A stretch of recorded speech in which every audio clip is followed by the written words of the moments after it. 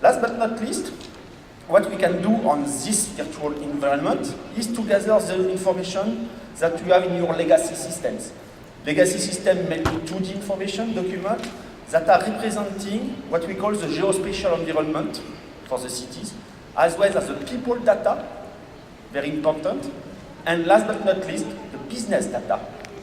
And when you converge everything, you have a virtual environment that will serve not only the government people, but as well education and research. Don't forget that, because where are the talent of tomorrow? They are at the university, so it's very important to connect with them in order to leverage their knowledge.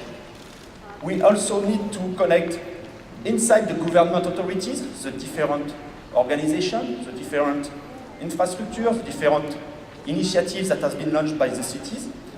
And don't forget us, the business actors, because the goal is to provide a marketplace to innovate and to define the next generation of services that we can provide to citizens.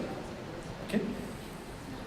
The way we did it in Singapore, and I think in Daegu you are doing the same things, based on what I saw just before, mainly three phases. First one, virtualize. In other words, how to capture the real city, the real Daegu, the real Singapore, whatever is the city. You capture the information and you need to rely on standard. Because the standard is the only way to have software providers to talk to each other. It's very important. When you have this referential that can be captured using drone, satellite, airborne, whatever, you build what we call a single referential. And you ensure, through the 3D Experience platform that you are providing at Dassault System, you ensure that you have access to the single version of the truth for the digital city that is accurate and represents the state of the art of the real city. Now that you have your referential, you need to visualize the city and to let people connect to this environment in order to play with the cities.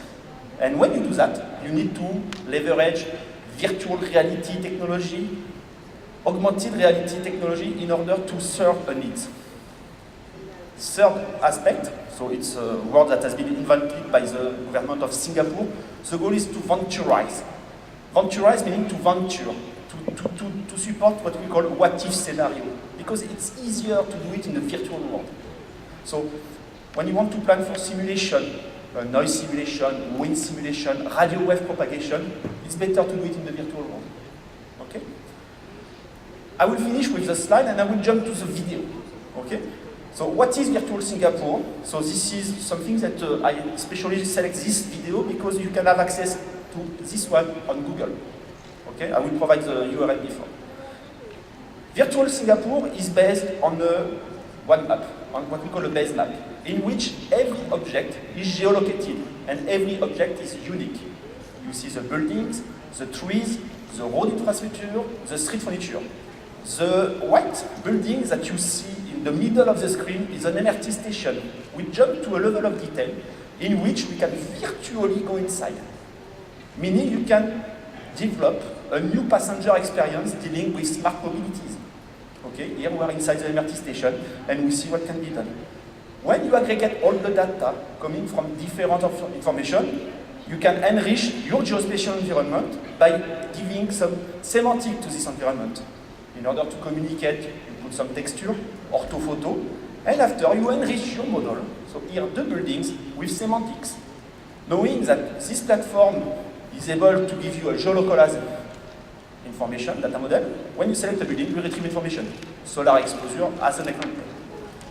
We have access to standard, I will say, static metadata, to be technically speaking, in which we reveal the volume and the surface of the roof. Very useful when you will deal with solar potential. But the world is not only in 3D. Sometimes you have only 2D information. Fair enough. When you want to support smart parking initiative, you only have to know the number of parking lots in order to put your smart sensors. The beauty of a virtual twin is that you can do simulation. Here we are simulating a gas leak. Not to do the physical expansion of the gas, but to see the impact of this gas leak on the population, to better plan the population. Same, in this virtual world, you can import buildings that are not existing yet to see the impact on the surrounding environment with shadow casting technologies, these kind of things. And you can provide a citizen experience to do virtual visits. Here, this is a sparking in the basement. When you go a step forward, and when you have partners to do that, you can do what we call behavioral modeling. Behavioral modeling is meaning that you can simulate how people will behave in a closed environment to optimize safety, security matters. When we partner with university, such as in Singapore, what we did a wind simulation based on the weather condition in order to maximize the natural cooling effect. Because as you know in Singapore, 30 degrees, 90% of humidity all year round. So if you optimize the way you plan the building, you will gain some degrees. I was willing to share some other things, because Virtual Singapore, it's a smart nation. This is the first project we did at Dassault Systèmes, but we also did some other things. What we did as well in Rennes, so it's a French city in Brittany. In fact, we are providing this platform to the cities of Rennes in order for them to deal with collaboration. And what they want to do is to have a systemic approach. They want to capture everything in order to ensure that they have access to their data. They can simulate things and have diagnostic in order to collaborate to plan the city of tomorrow. The way it's done is that through a dashboard, through a cockpit, a planner, an administrator, a mayor, a citizen can have access to information. So here you have access to all the information for the next generation of train station.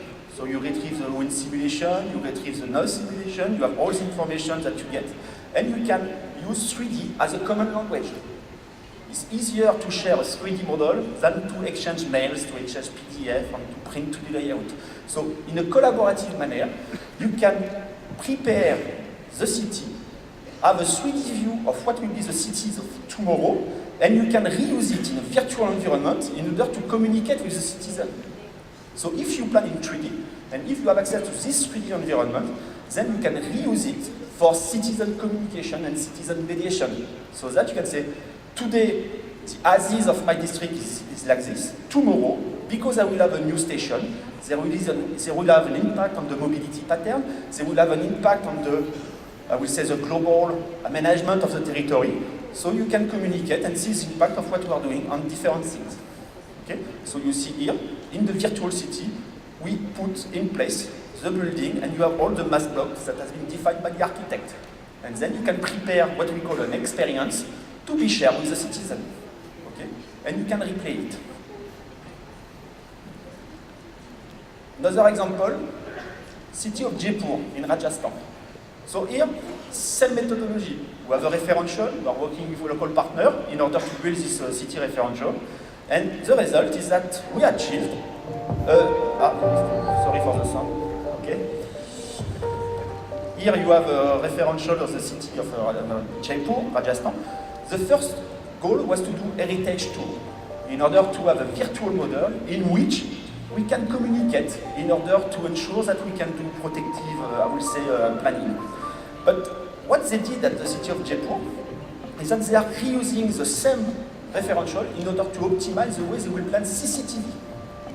So in the 3D Experience platform, we have an object that is coming with a behavior, a CCTV, a camera. And the camera has a direction of viewing, a depth of field.